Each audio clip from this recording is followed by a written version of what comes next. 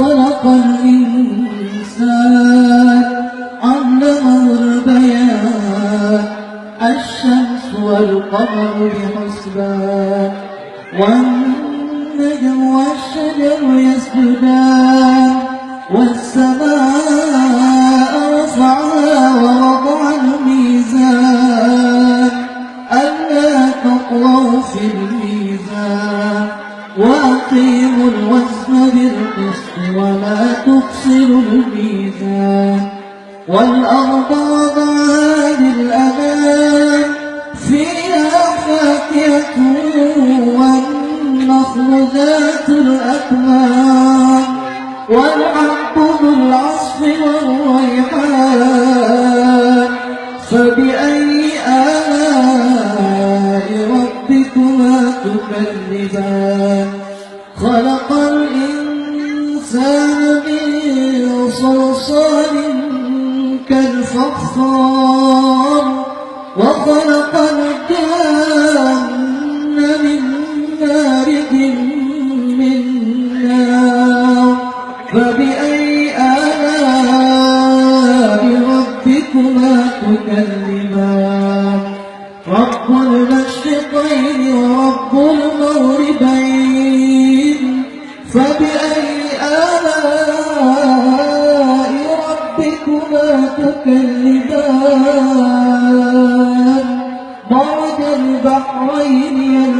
يلتقيان بينهما برزخ لا يبغيان فبأي آلاء ربكما تكذبان يخرج منهما اللؤلؤ والمرجان فبأي آلاء ربكما تكذبان وله الجوار المنشآت في البحر كالأعلام فبأي آلاء ربكما تكذبان كل من عليها فان ويبقى وجه ربك ذو الجلال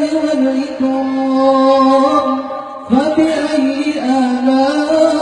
آلاء ربكما تكذبان يسأله من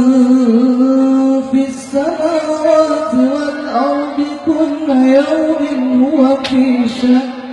فبأي آلاء ربكما تكذبان سنفرغ لكم أيها الثقلان فبأي آلاء ربكما تكذبان يا معشر الجن والإنس إن استطعتم أن تنفذوا من أقطار السماوات والأرض فانفذوا لا تنفذون إلا بسلطان